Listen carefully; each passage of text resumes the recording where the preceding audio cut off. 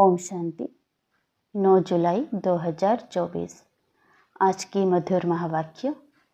मीठे बच्चे, सच्चे बाप के साथ अंदर बाहर सच्चा बनो, तब ही देवता बन सकेंगे। तुम ब्राह्मण ही फरिश्ता सो देवता बनते हो। प्रश्न, इस ज्ञान को सुनने व धारण करने का अधिकारी कौन हो सकता है? उत्तर, जिसने ऑलराउंड पार्ट बजाया है, जिसने सबसे जास्ती भक्ति की है, वही ज्ञान को धारण करने में बहुत तीखे जाएंगे, ऊंच पद भी वही पाएंगे। तुम बच्चों से कोई पूछते हैं, तुम शास्त्रों को नहीं मानते हो? तो बोलो, जितना हमने शास्त्र पढ़े हैं, भक्ति की है, उतना दुनिया में कोई नहीं करता। हमें अब भक्ति का फल मिला है, इसलिए अब भक्ति की दरकार नहीं। ओम शांति। बेहद का बाप बेहद के बच्चों को बेट समझाते हैं। सभी आत्माओं का बाप सभी आत्माओं को समझाते हैं, क्योंकि वह सर्व का सद्गति दाता है। जो भी आत्माएं हैं, जीव आत्माएं ही कहेंगे।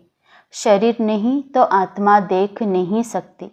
भल ड्रामा के प्लान अनुसार स्वर्ग की स्थापना बाप कर रहे हैं, परंतु बाप कहते हैं, मैं स्वर्ग को देखता नहीं हूँ। जिन्हों के लिए है वही देख सकते हैं। तुमको पढ़ाकर फिर मैं तो कोई शरीर धारण करता ही नहीं हूँ, तो बिगर शरीर देख कैसे सकूँगा? ऐसे नहीं जहाँ तहाँ मौजूद हूँ, सब कुछ देखते हैं। नहीं, बाप सिर्फ देखते हैं तुम बच्चों को, जिनको गुलगुल फूल बनाकर याद की यात्रा सिखलाते हैं। योग अक्षर भक्ति का है, ज्ञान देने वाला एक ज्ञान का सागर है, उनको ही सतगुरु कहा जाता है। बाकी सब हैं गुरु।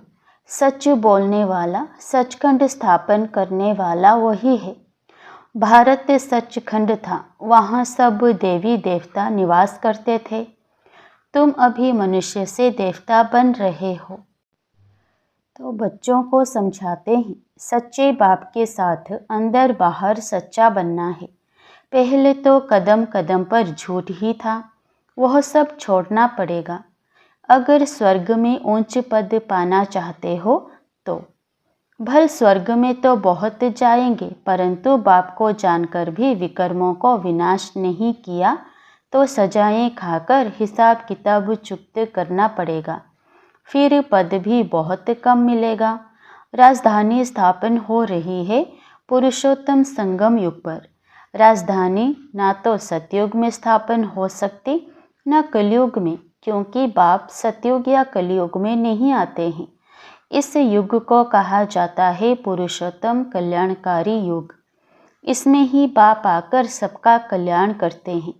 कलयुग के बाद सतयुग आना है, इसलिए संगम युग भी जरूर चाहिए। बाप ने बताया है, यह पतित पुरानी दुनिया है। गायन भी है, दूर देश का रहने वाला। तो पराये देश में अपने बच्चे कहाँ से मिलेंगे? पराये देश में फिर पराये बच्चे ही मिलते हैं। उन्हों को अच्छी रीति समझाते हैं।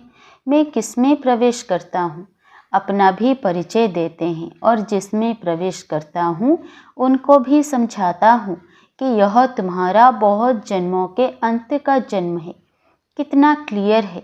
अभी तुम यहाँ पुरुषार्थी हो, संपूर्ण पवित्र नहीं।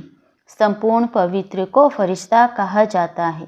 जो पवित्र नहीं उनको पतित ही कहेंगे। फरिश्ता बनने के बाद फिर देवता बनते हो। सूक्ष्म वतन में तुम संपूर्ण फरिश्ता देखते हो, उन्हों को फरिश्ता कहा जाता है। तो बाप समझाते हैं, बच्चे, एक अल्फ को ही याद करना है। अल्फ माना बाबा, उनको अल्लाह भी कहते हैं। बच्चे समझ गए हैं, बाप से स्वर्ग का वर्षा मिलता है।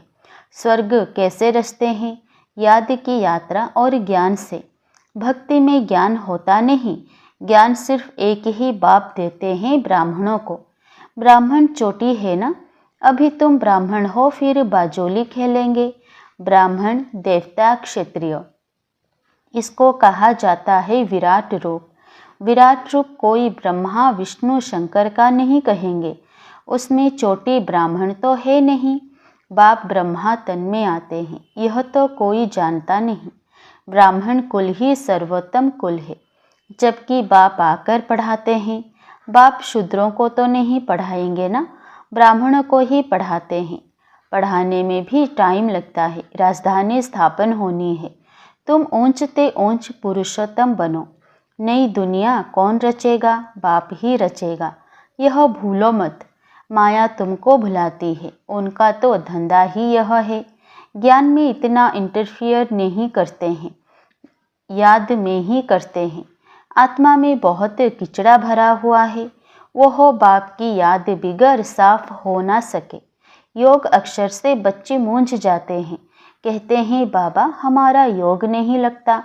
वास्तव में योग अक्षर उन हठयोगों का है। सन्यासी कहते हैं ब्रह्म से योग लगाना है। अब ब्रह्म तत्व तो बहुत बड़ा लंबा चौड़ा है। जैसे आकाश में स्टार्स देखने में आते हैं, वैसे वहाँ भी छोटे छोटे स्टार मिसल आत्माएं हैं। वह है आसमान से पार, जहाँ सूर्य चांद की रोशनी नहीं। तो देखो कितने छोटे छोटे रॉकेट तुम हो। तब बाबा कहते हैं पहले पहले आत्मा का ज्ञान देना चाहिए, वह तो एक भगवान ही दे सकते हैं। ऐसे नहीं सिर्फ भगवान को नहीं जानते, परंतु आत्मा को भी नहीं जानते। इतनी छोटी सी आत्मा में 84 के चक्र का अविनाशी पार्ट भरा हुआ है। इनको ही कुदरत कहा जाता है, और कुछ नहीं कह सकते। आत्मा 84 का चक्र लगाती ही रहती है। हर 5000 वर्ष बाद यह चक्र फिरता ही रहता है। यह ड्रामा में नूंद है। दुनिया अविनाशी है, कभी विनाश को नहीं पाती। वो लोग दिखाते हैं बड़ी प्रलय होती है, फिर श्री कृष्ण अंगूठा चूसता हुआ पीपल के पत्ते पर आता है, परंतु ऐसे कोई होता थोड़े ही है। यह तो बेकायदे है। महाप्रलय कभी होती नहीं।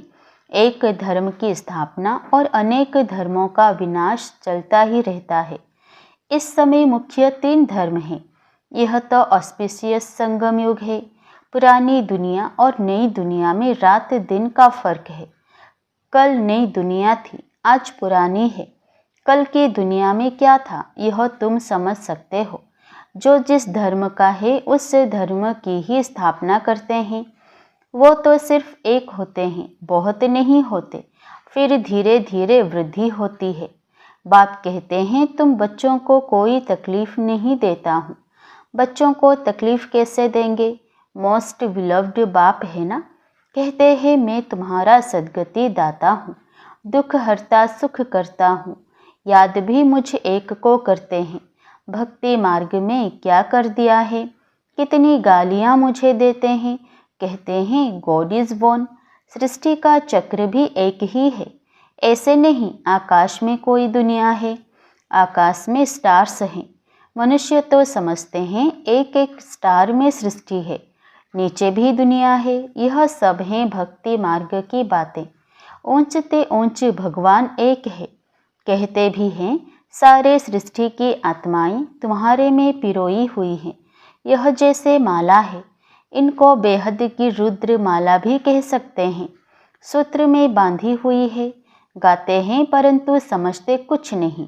बाप आकर समझाते हैं बच्चे मैं तुमको ज़रा भी तकलीफ नहीं देता हूँ। यह भी बताया है जिन्होंने पहले पहले भक्ति की है वही ज्ञान में तीखे जाएंगे। भक्ति जास्ती की है तो फल भी उनको जास्ती मिलना चाहिए। कहते हैं भक्ति का फल भगवान देते हैं, वो है ज्ञान का सागर, तो जरूर ज्ञान से ही फल देंगे। भक्ति के फल का किसी को भी पता नहीं है। भक्ति का फल है ज्ञान, जिससे स्वर्ग का वर्षा सुख मिलता है। तो फल देते हैं, अर्थात नरकवासी से स्वर्गवासी बनाते हैं एक बाप। रावण का भी किसी को पता नहीं है। कहते भी हैं यह पुरानी दुनिया है। कब से पुरानी है वह हिसाब नहीं लगा सकते हैं। बाप है मनुष्य सृष्टि रूपी झाड़ का बीज रूप। सत्य है वह कभी विनाश नहीं होता। इनको उल्टा झाड़ कहते हैं। बाप ऊपर में है, आत्माएं बाप को ऊपर देख बुलाती हैं। शरीर तो नहीं बुला सकता। आत्मा तो एक शरीर से निकल दूसरे में चली जाती है। आत्मा न घटती है न बढ़ती, न कभी मृत्यु को पाती है। यह खेल बना हुआ है। सारे खेल के आदि मध्य अंत का राज बाप ने बताया है। आस्तिक भी बनाया है। यह भी बताया कि इन लक्ष्मी नारायण में यह ज्ञान नहीं है। वहाँ तो आस्तिक नास्तिक का पता ही नहीं रहता। इस समय बाप ही अर्थ समझाते हैं। नास्तिक उनको कहा जाता है जो न बाप को, न रचना के आदि मध्य अंत को, न ड्यूरेशन को जानते हैं। इस समय तुम आस्तिक बने हो। वहाँ यह बातें ही नहीं, खेल है ना। जो बात एक सेकंड में होती वह फिर दूसरे सेकंड में नहीं होती। ड्रामा में टिक टिक होती रहती है। जो पास्ट हुआ चक्र फिरता जाएगा। जैसे वाइस्कोप होता है, 2 घंटे या 3 घंटे बाद फिर वही वाइस्कोप हूबहू रिपीट होगा। मकान आदि तोड़ डालते हैं, फिर देखेंगे बना हुआ है, वही हूबहू रिपीट होता है। इसमें मूंझने की बात ही नहीं। मुख्य बात है आत्माओं का बाप परमात्मा है। आत्माएं परमात्मा अलग रहे बहुकाल, अलग होती हैं, यहाँ आती हैं पाठ बजाने। तुम पूरे 5000 वर्ष अलग रहे हो। तुम मीठे बच्चों को ऑलराउंड पाठ मिला है, इसीलिए तुमको ही समझाते हैं।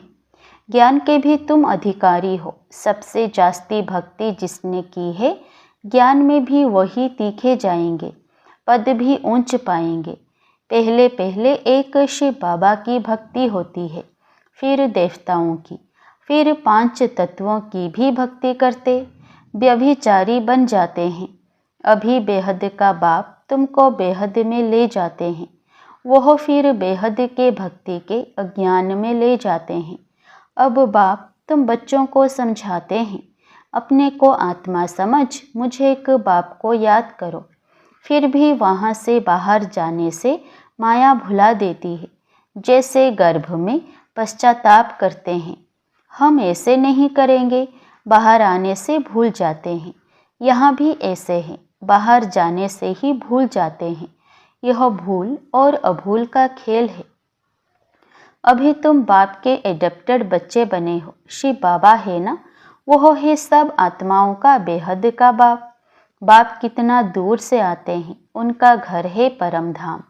परम धाम से आएंगे तो ज़रूर बच्चों के लिए सौगात ले आएंगे।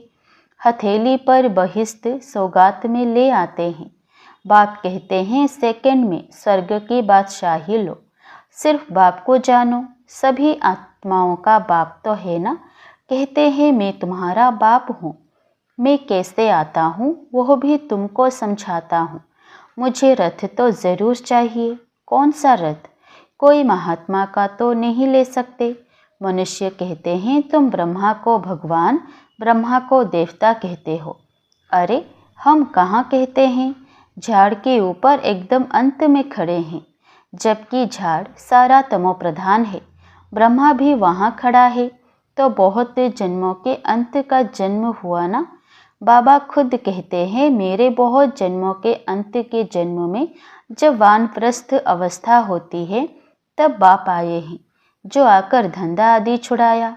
60 वर्ष के बाद मनुष्य भक्ति करते हैं भगवान से मिलने के लिए। बाप कहते हैं तुम सब मनुष्य मत पर थे, अभी बाबा तुम्हें श्रीमत दे रहे हैं। शास्त्र लिखने वाले भी मनुष्य हैं। देवताएं तो लिखते नहीं, ना पढ़ते हैं। सतयुग में शास्त्र होते नहीं, भक्ति ही नहीं। शास्त्रों में सब कर्मकांड लिखा हुआ है। यहाँ वह बात है नहीं। तुम देखते हो बाबा ज्ञान देते हैं। भक्ति मार्ग में तो हमने शास्त्र बहुत पढ़े हैं। कोई पूछे तुम वेदों शास्त्रों आदि को नहीं मानते हो? बोलो जो भी मनुष्य मात्र हैं उनसे ज़्यादा हम मानते हैं। शुरू से लेकर अव्यभिचारी भक्ति हमने शुरू की है। अभी हमको ज्ञान मिला है।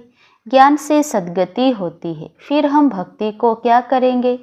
बाप कहते हैं बच्चे hear no evil, see no evil. तो बाप कितना सिंपल रीति समझाते हैं। मीठे मीठे बच्चे अपने को आत्मा निश्चय करो। मैं आत्मा हूँ, वह कह देते अल्लाह हूँ। तुमको शिक्षा मिलती है, मैं आत्मा हूँ, बाप का बच्चा हूँ। यही माया घड़ी घड़ी भुलाती है। देह अभिमानी होने से ही उल्टा काम होता है। अब बाप कहते हैं, बच्चे बाप को भूलो मत, टाइम वेस्ट मत करो। अच्छा, मीठे मीठे सिकिलधे बच्चों प्रति माता पिता बाप दादा का याद प्यार और गुड मॉर्निंग। रूहानी बाप की रूहानी बच्चों को नमस्ते। धारणा के लिए मुख्य सार। पहला, रचयिता और रचना के राज को यथार्थ समझ आस्तिक बनना है। ड्रामा के ज्ञान में मूंझना नहीं है। अपनी बुद्धि को हद से निकाल बेहद में ले जाना है। दूसरा, सूक्ष्म वतनवासी फरिश्ता बनने के लिए संपूर्ण पवित्र बनना है। आत्मा में जो किचड़ा भरा है उसे याद के बल से निकाल साफ करना है। वरदान, ईश्वरीय रस का अनुभव कर एक रस स्थिति में स्थित रहने वाली श्रेष्ठ आत्मा भवो। जो बच्चे ईश्वरीय रस का अनुभव कर लेते हैं उनको दुनिया के सब रस फीके लगते हैं। जब है ही एक रस मीठा तो एक ही तरफ अटेंशन जाएगा ना।